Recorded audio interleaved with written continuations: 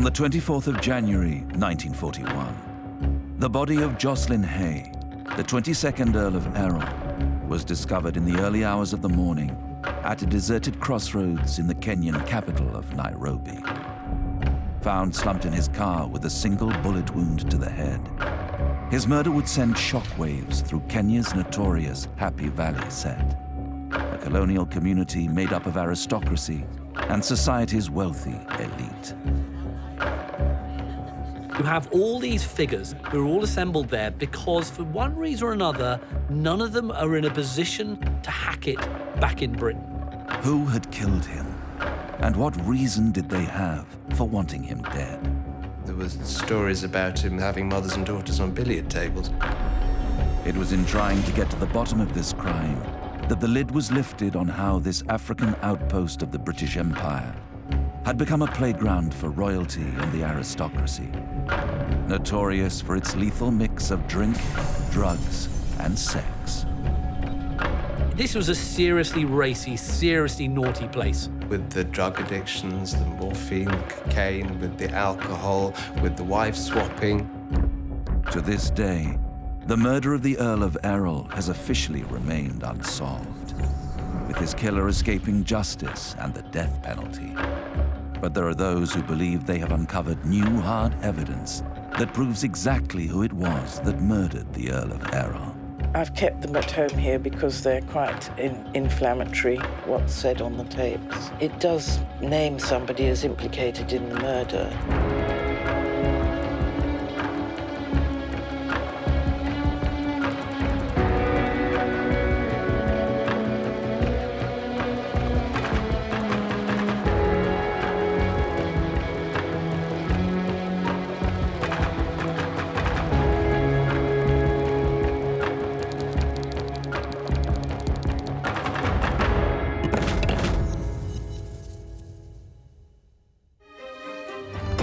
Just how did the 22nd Earl of Errol come to be found shot dead in his car on a remote road in the Kenyan capital? Known for his lavish party lifestyle, sexual promiscuity, and countless infidelities, the Earl was no stranger to making enemies. Could it have been one of the wealthy women whose money he had frittered away, an obsessed former lover, or perhaps the husband of one of the many wives that Errol had seduced? Jocelyn Victor Hay was the 22nd Earl of Errol, one of Scotland's most distinguished titles. Educated at England's prestigious Eton College, Hay carved a controversial image from a young age and was expelled from school after only 2 years of attendance. His father held the post of High Commissioner in Berlin, and Joss was expected to follow in his footsteps and seek out a political career. It's hard to think of a better connected person in British society than the Earl of Errol. The Errol family are an incredibly old family. As the High Constables of Scotland, this honorific title they hold, they've been walking immediately behind the monarch in coronations since 1315. That's 600 years at the very apex of British society. And in the form of Jocelyn Hay, the Earl of Errol in this story, you've got the very embodiment of the louche, glamorous figure. He'd had a very checkered school career, and subsequently he was a very wild child, wild young man, into women, and his family didn't really want him around. At the age of 22, Errol had become infatuated with a wealthy married woman several years his senior. In 1923, the Earl of Errol married a most unsuitable woman, Lady Adina Sackville, who'd been married twice before. Very attractive and very experienced, twice married, older than him. The couple scandalized English society. They weren't welcome at Royal Ascot. They weren't really welcome anywhere. Finding themselves ostracized, the couple looked for ways to escape the judgmental eyes of British society. So when the opportunity arose, they jumped at the chance to start a new life abroad. Supposedly in her divorce settlement, she was getting half of a 2,500-acre farm, that she was going to move back to the Kenya colony. And so I should think that was rather an attractive proposition for him. If you're divorced twice, you couldn't basically stay in the United Kingdom. So where's the obvious choice? Go to the colonies. What's the best place to go? Well, Happy Valley. So that's where this couple end up. Errol and Lady Edina moved to Kenya in 1924. As he was penniless at this time, the move was financed entirely by Edina. Before long, the pair were enjoying all the trappings that Kenya had to offer, and were soon well established among the notorious community of expats known as the Happy Valley set. Happy Valley was a name given to a very remote valley in the Aberdare Mountains called the Wanjohi Valley. Happy Valley set was a group of mainly aristocratic people. It is this sort of kind of enclave at the time of Britishness. And it's a place where you have all these figures, these very louche figures like Errol, who are all assembled there because for one reason or another, none of them are in a position to hack it back in Britain. Well, it was Idina mainly who threw the wild parties, which they went to, which were sort of orgies of drugs and swapping husbands and wives and alcohol. And so her parties were infamous.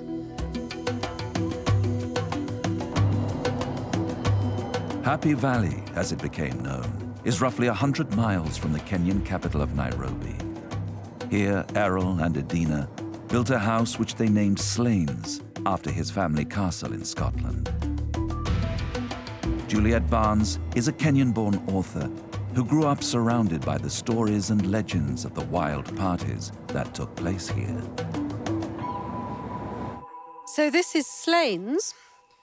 Idina began her Happy Valley parties here, so this was where they swapped partners and took drugs and drank too much and everything got a bit out of hand. Most of the house has now been lost to time and the elements. But the stories of what took place here have still managed to survive. I dare say everybody arrived with a few crates of champagne and Idina probably got the booze and drugs in beforehand. This would have been a long front room with fireplaces, which would have been the living room and the dining room at that end. And her bedroom would have been this side, where all the honeysuckle is. And there would have been a bathroom here. And this is where she apparently had a green onyx bathtub in the centre of the room, which was the beginning of the evening's games. She would take her bath and she'd invite her guests in for cocktails and they'd all sit round while she took her bath. So that was the warming up for the night ahead. Errol and Edina became infamous for the parties they threw at Slains, which were known for their abundance of alcohol, drugs, and sexual freedom. Some of the most regular guests there were the likes of Countess Alice de Janze, Molly Ramsay Hill, and Dickie Pembroke. If these walls could talk, I should think what they say would be X-rated. Apparently there weren't any roof partitions, there weren't any ceilings, so you could kind of hear everything that went on in these old houses. Nothing was very private, which is quite a frightening thought considering the sort of parties they got up to. One of the highlights of their parties were the games that Edina would insist on playing. Lady Edina had almost complete sexual control over the Happy Valley set. And she did it through playing this game with a feather. She just had this very light, small feather, which she'd hold in her hand, and she'd stand in the middle of a circle, and she'd just blow the feather into the air. And whichever way that feather blew and landed, whoever's feet it ended up, that's the person she would sleep with that night. Edina was the ringmaster of the Happy Valley set. That was her role. In many ways, it's just kind of like a 1970s, spin the bottle or car key game. But of course, this is Happy Valley, and everyone there is in black tie. They're good-looking, they're glamorous, they're rich. So therefore, it seems far more glamorous and kind of not quite as seedy as one might imagine. The Happy Valley set had started to become known for their hedonism and complete disregard for the strict moral rules of polite society. I think they were very self-absorbed as well. Very few of them actually did anything serious like farming. It was all about having a good time, the next party, drinking, dancing, and that was their life. It was said famously that there were 3 vices that all the Happy Valley Zets succumbed to: altitude, alcohol, and adultery. And people like Errol did all that in spades. Errol had garnered a reputation for sleeping with other men's wives, a habit that would go on to have fatal consequences. This was a seriously racy, seriously naughty place. By day, you'd be playing polo. By night, you'd be sleeping with your friend's wife. You'd be beating your servants. You might be injecting yourself with cocaine. You'd be getting rip-roaringly drunk. And you would be burning down the piano in the club because you'd once heard that Jews might be admitted to it. I think the Happy Valley set were notorious because they were so unashamed about the wife swapping, certainly. And I don't think it was just wife swapping with the Earl of Errol. I think he had anything that moved if she was rich enough and slightly older than he was. You know, there were stories about him in the Mutega Club, the social club in Nairobi, that he was having mothers and daughters on billiard tables. This would not go down well at Government House in Nairobi, and Edina was blacklisted several times, you know, that she wasn't welcome in certain places that were classed as quite respectable. The majority of people in the colony were just trying to get on with farming and worked really hard and thoroughly disapproved them. They were quite different from the rest of the British in Kenya. Farming in Africa is a very difficult business, and a lot of farmers went broke in the Depression, and it was a very hard life. Farmers worked hard, vets, school teachers, engineers, all sorts of British worked very hard, and they tended to look askance at all these people known as veranda farmers, people who just sat on the veranda and never actually did anything, and they were not liked at all for that reason. But endless parties and keeping up with that kind of lifestyle wasn't cheap. And the Earl quickly ran up debts. His wife, Edina, also believed that her husband had been cheating her out of money and divorced him in 1930. Errol's first marriage to Edina broke up because he was a terrible womanizer, and he spent all her money, and after a bit she got fed up with it. I mean, I think it was actually not entirely his fault.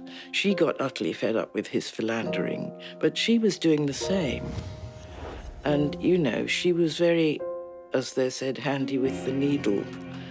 You know, they were importing and taking cocaine, and it was quite a drug-fueled society that little group had. I think it's fair to say that Edina split from Jos Errol rather than vice versa. She said that she could forgive affairs, but what she couldn't really forgive was him falling in love. And he fell in love with a married lady, and it was all very public and would have been quite humiliating to somebody like Edina Errol, who was a very beautiful woman.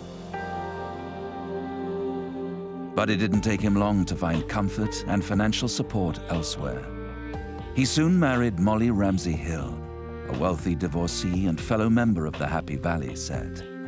Together they continued their lifestyle of promiscuity and decadent excess. He married Molly Ramsey Hill, I think, for her money, because he was actually running short of funds at the time. But he didn't find her a satisfactory or particularly attractive wife. She wasn't particularly beautiful. He liked beautiful women. So it was a very unhappy marriage, that one. It was apparent almost from the moment that the Earl of Errol married Molly Ramsey Hill that it wasn't going to go well. You know, she was a wealthy woman, that he went after wealthy women. He had to because he didn't have too much capital himself. The fact that he drained her money in a very short time, the fact that she drank and was seen to drink herself stupid and also take heroin It's a very extreme response to your husband treating you badly, but he must have treated her very badly. She wanted to give birth to a new Earl, but she couldn't do that, so she took to drink and drugs. And Errol got so fed up that he told the house servants to give her all the drink she wanted in the hope that she might die. And the sad thing is, in August 1939, she did die of drink and drugs. The doctor said that her room smelled of vomit and champagne, which is probably quite indicative of the Happy Valley set. You know, there is the glamour that we all adore, the champagne, and then there's really the quite seamy side that was most unpleasant.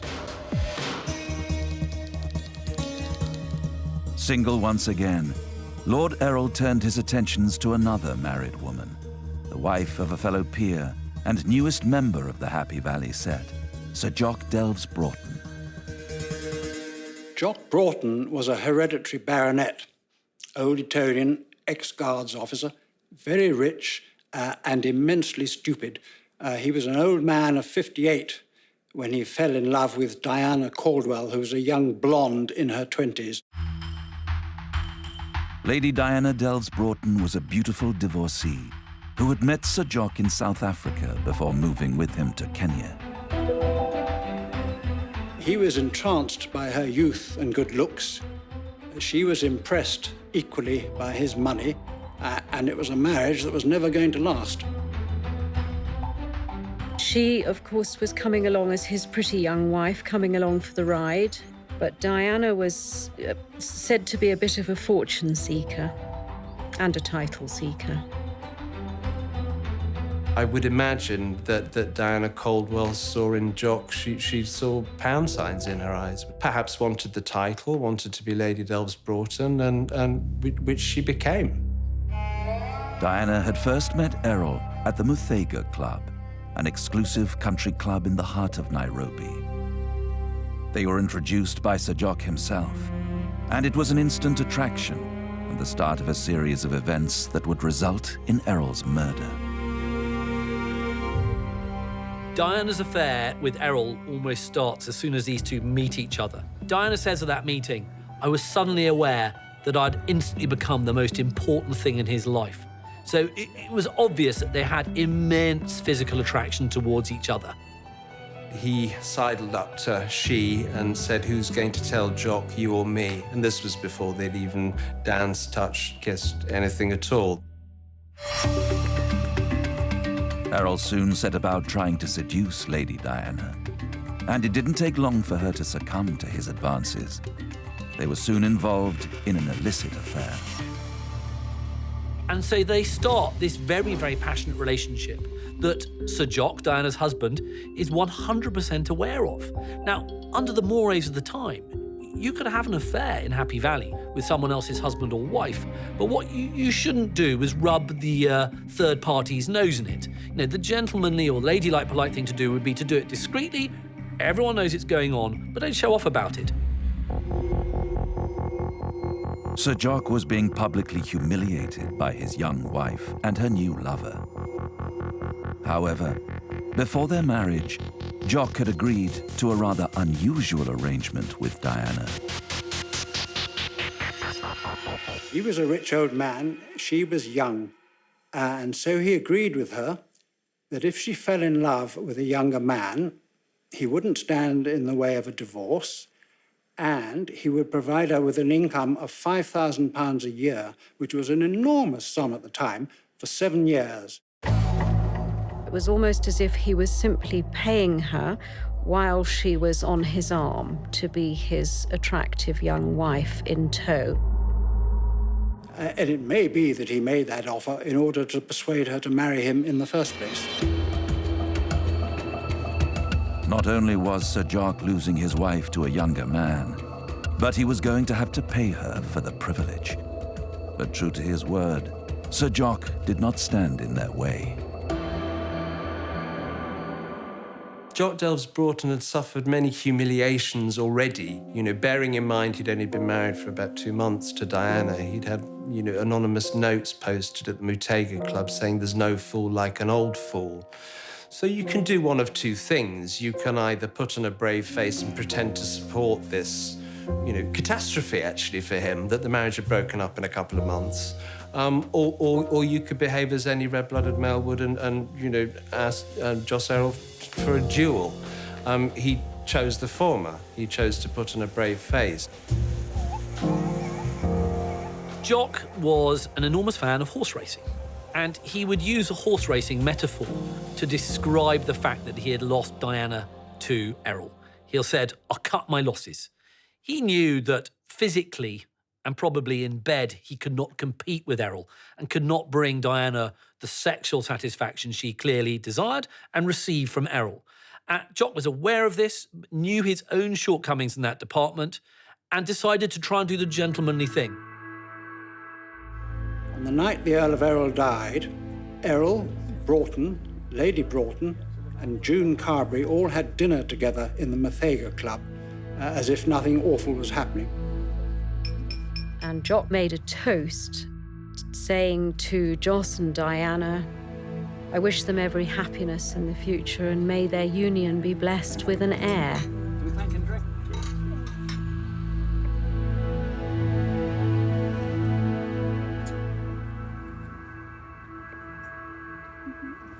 At the end of the dinner in the Mutega Club, Broughton and June Carberry stayed on at the club to drink, and that's odd in itself because Broughton wasn't usually a drinker. Errol and Lady Broughton went off to a nearby Nairobi nightclub to go dancing, because she loved dancing, and it was agreed that after the evening was over, the Earl of Errol would drive Diana back to Broughton's house in the Nairobi suburb of Karen. Now, Errol is as good as his word and brings Diana back by 2:30 in the morning.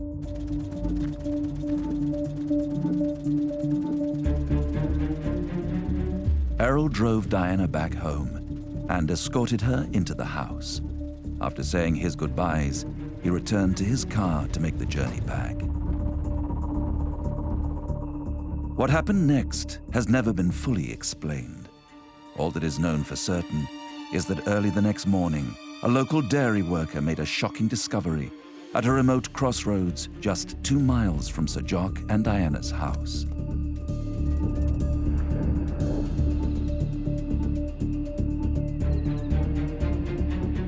It was Lord Errol, his body slumped inside the car with what seemed to be a bullet wound to the side of his head.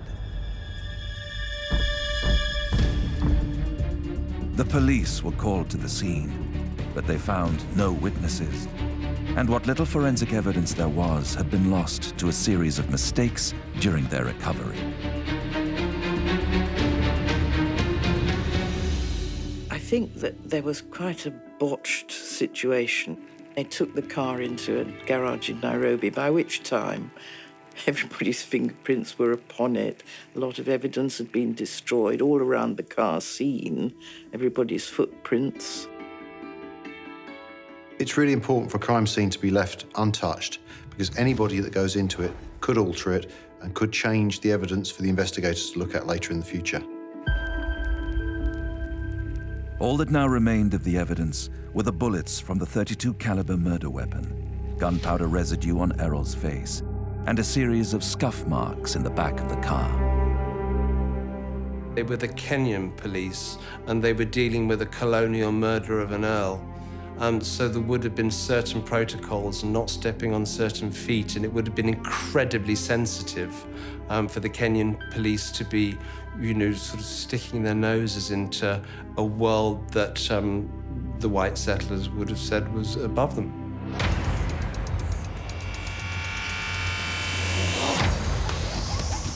Due to the press attention that the crime received, the police were under increasing pressure to find the murderer. But surprisingly, the first suspect to be investigated was not Sir Jock, but one of Errol's former lovers, Alice de Jonze. Alice de Jonze was a most interesting character, a very glamorous young American married to a French count. She was a friend of Idina and Jos, And she and her first husband, Count Frederick de Janzé, came out to visit Idina and Jos and decided they liked the Happy Valley lifestyle so much, or Alice certainly did. I think he was more of a respectable count, but Alice loved all the wild parties and everything, and they bought a small farm, Wanjohi Farm, not far away from Slains, where Idina and Errol were.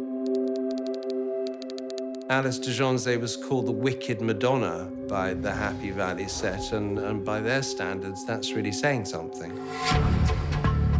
In what is now a school in the Kenyan town of Gilgil stands all that is left of Alice de Janzé's former house.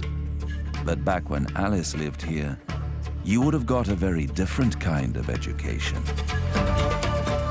Alice and her husband, Count Frederick de Janzé, lived here while they were building the main house. It would have been wild parties. Alice did drugs quite seriously.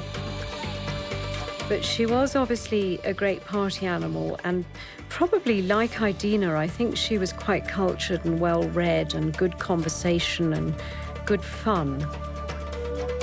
Her biographer certainly says there was a very manic-depressive side to her, and she used to get very unhappy, very black moods. Local conservationist Solomon Gitau grew up on Alice's farm. He knew many of her servants and remembers the stories that they told him about what happened at the house. He is in no doubt that Alice de Janzé was Lord Errol's murderer. To me, she is the first suspect. I think by that because Alice was very jealousy. And one day, Alice was very upset. I don't know the reason why she was upset about. And when she was in the kitchen, he started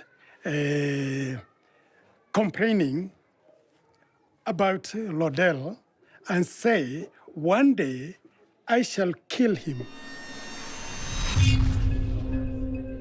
Suspicion first fell on Alice when she was reported to have acted very strangely when viewing Errol's body at the mortuary. Alice did something very unusual after Errol's death. She went to the morgue to view his body. She kissed Errol on the lips. And told him now he was hers forever. I think probably that helped to make her a suspect. But the police's main reason for questioning Alice was that it would not have been the first time she had shot someone. Alice de Janzé was pulled in for one very simple reason. She had previous. A few years before, she had got out a pistol in the Gare du Nord in Paris and shot her lover and also shot herself in the stomach. Now, neither of them died, but it was clear that this was a woman who was very happy to shoot people. Countess de Janzé had made headlines around the world for the shooting of her lover, Raymond de Trafford. Raymond survived, and Alice was handed a suspended sentence on the grounds of her diminished mental state. That previous conviction alone was enough to put her in the frame. Could Alice have been responsible for Errol's murder? She admitted that she had done the deed, and she also wrote in the flyleaf of a book that she had done it. But she was a bit addled at the time, and I don't think the police believed her. They didn't see how she could have been at the scene of the crime, at the corner, and shot him. And how did she know when he would be passing by in the car? And how would she get there? So I think they just dismissed it as insubstantial evidence, not to be trusted. The investigation into Alice de Janzé ceased when she was able to provide an alibi. The focus of the investigation was then swiftly moved to Sir Jock Broughton. Well, bearing in mind it was, I think, 7 weeks after the Earl was shot that Jock Delves Broughton was arrested and charged with the murder, which seems to be an inordinately long time to come to the obvious suspect. because various members of the Happy Valley sect did blab, and did say that he didn't take it quite as well as people expected or people thought that he took to his wife being stolen by the Earl of Errol. So I'm only surprised he wasn't arrested immediately.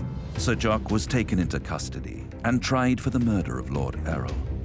During the proceedings, his defense argued that June Carbery had stayed at Sir Jock's house that night and confirmed that she had seen him at home at 3:30 a.m., just 1 hour after the murder had taken place.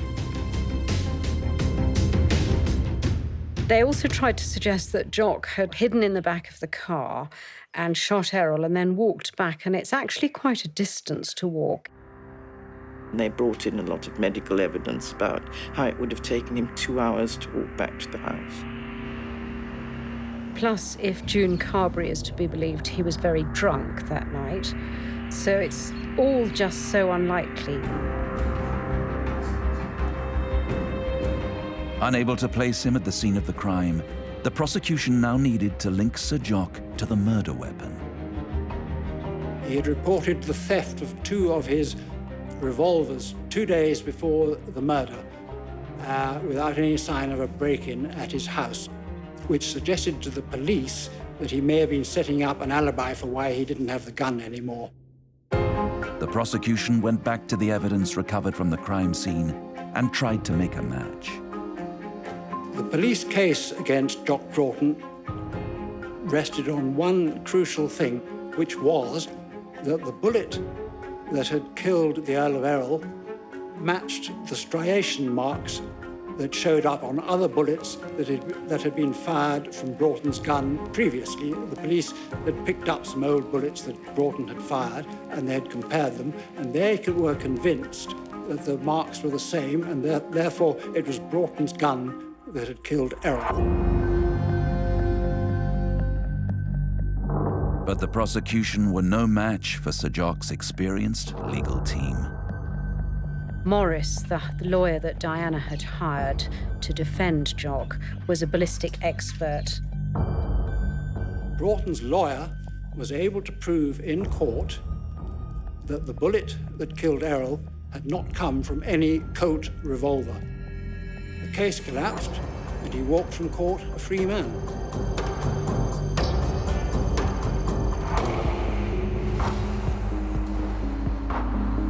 To this day, no one has ever been convicted for the murder of the Earl of Errol, and the case remains unsolved.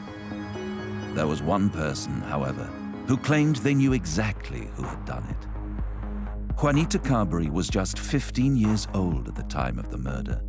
She was the stepdaughter of June Carbery, one of Jock's and Diana's close friends, who was with them at the Muthaiga Club the night of the murder. She claims to have visited Jock with her stepmother June on the day that Errol's body was discovered.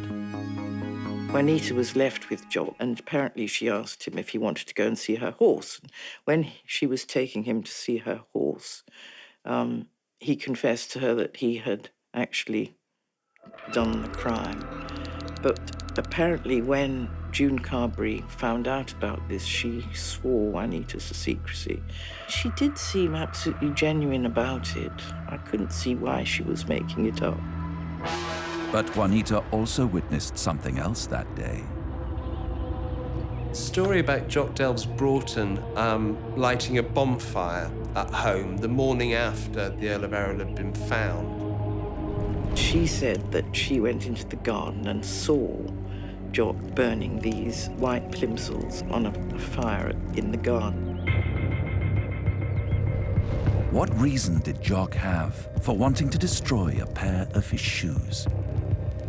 The evidence they gathered was that in the back of the car there were a lot of white scuff marks. Now, people wore what we used to call tackies, which are white plimsolls, and we used to make them white with Blanco, which scuffed off on any surface, actually. You'd get white scuff marks. They found a lot of those in the back of the car. If we take a white sports shoe and mark it on leather, quite often it'll leave a white mark on the leather itself. So we'd advise people investigating the crime scene that there may well have been some shoes with shoe whitener present at the crime scene. If those were Sir Jock's shoes that made the scuff marks in the back of Errol's car, surely it proves that he was indeed the murderer. But what about his defense in court, which conclusively proved that he would not have had time to shoot Errol and walk back to his house by 3:30 a.m.? Christine Nichols is an author who grew up in Kenya in the 1940s. Christine began looking into the murder for a book she was writing, and her research turned up an unexpected piece of evidence. The new information that came up was in the tape of Dan Trench. Maxwell Trench had told his son Dan that he knew about the murder. Dan Trench was born in Kenya in 1919. His parents were close friends with June Carberry, who had apparently divulged to Dan's father exactly what had happened that night. 2 tapes here, the originals. Well, I've kept them at home here because they're quite inflammatory, what's said on the tape. Well, Dan claims that his father had told him that Delves Broughton had had a lift back from the murder scene to his house, and that the chap who had given him the lift was an ear, nose, throat and eye specialist in Nairobi called Athan Phillip, who lived nearby. Dan Trench gave the interview in 1986 on the agreement that it would only be released after his death. This Dr. Phillip had a house the other side of the road. My father told me to arrange with Broughton, arranged with Phillip to be there at a certain place to pick him up and drive him back immediately to the drive of the house. The murder took place just over 2 miles from Broughton's home. Broughton, in court, pointed out that he was an old man and had a walking problem. He claimed that he couldn't possibly have shot Errol and then walked all the way home and been in bed, and that it was just physically impossible. Did the job, get in the car, Phillip's car, Phillip's driving and just jumping at the gate, and he's back in the house. So that's the alibi? You and I, the only 2 people in the world who know that. So that means that Delves Broughton definitely did do it, and he did it himself? Yeah. It's a secret. I promise it's a secret. Yeah. With both Dan Trench and Dr. Athan Phillip having passed away, is there any way to verify the contents of this tape? Well, it does name somebody as implicated in the murder, and he's dead now. He can't speak for himself. His daughter doesn't believe what's been said. So it is really very difficult to decide whether this is true or not. Dan Trench certainly believed what he said was true. If we are to believe the evidence against Sir Jock Delves Broughton, it would seem clear that he was indeed guilty of Errol's murder. But how did he do it? At about 2:30, Errol returns back to the Delves Broughton house, bringing back, as he promised, Diana.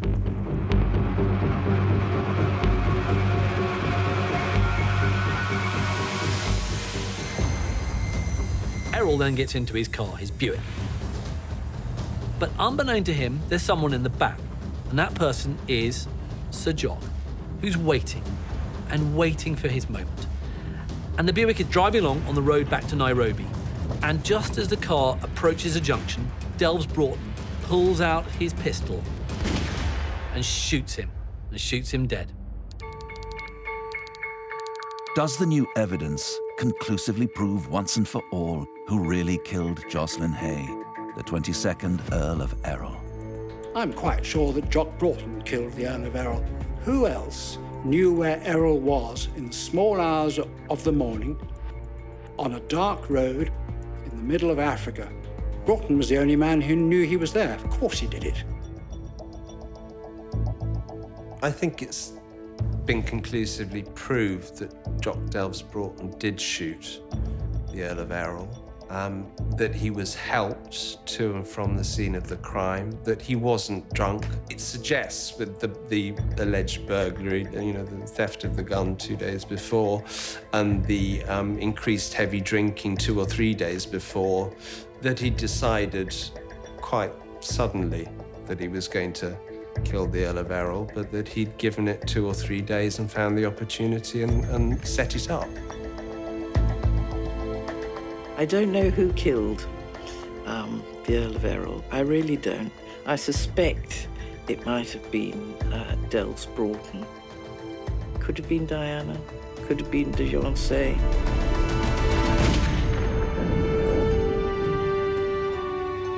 No one involved in the case ever spoke about it publicly after the trial. And it seems that in Happy Valley, one tragedy follows another. Alice committed suicide. She made 2 attempts and the second one was successful. She shot herself, but first she made up her bed with her best linen, which had the family crest on it, and she filled her room with flowers, and she shot herself, and this time she was successful. She requested a cocktail party be held at her grave, but unfortunately there weren't many people around, so it never happened. But even though he was found not guilty of the murder, the court case had proved too scandalous, and Jock returned to England in disgrace shortly afterwards.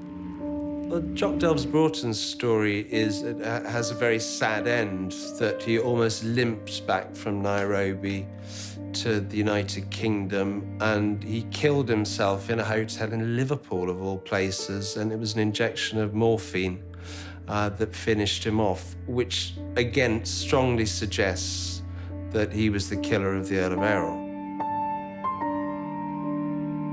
He had medical issues. He wasn't very well. And he left 2 notes when he died. One was to say that he couldn't stand the physical pain of his illnesses anymore. And the other was to say that he couldn't stand any more strain about the trial. And in my opinion, killing himself was the last act of a guilty man. As for Lady Diana, she stayed on in Kenya, marrying a further 2 times before her death in 1987, aged 76. I think Diana's grief was genuine after her lover was killed. But amazingly enough, she actually remarried quite soon afterwards. She married Gilbert Colville, who was an eccentric, rather reclusive farmer, very big landowner, very nice man, apparently. And she married him, and they were very happily married for 12 years. And she then married again his best friend, who was Lord Delamere, the 4th Baron Delamere, and she became Lady Delamere. So she got what she wanted, which was a lot of money, a lot of land, and titles, which was what people said Diana was always after, although I'm sure there was more to Diana than that. There is now little to remind us of the hedonistic lives once lived in these picturesque Kenyan landscapes. But the murder of the Earl of Errol continues to fascinate through the generations. I don't think we'll ever find out what happened to the Earl of Errol. It's too long ago.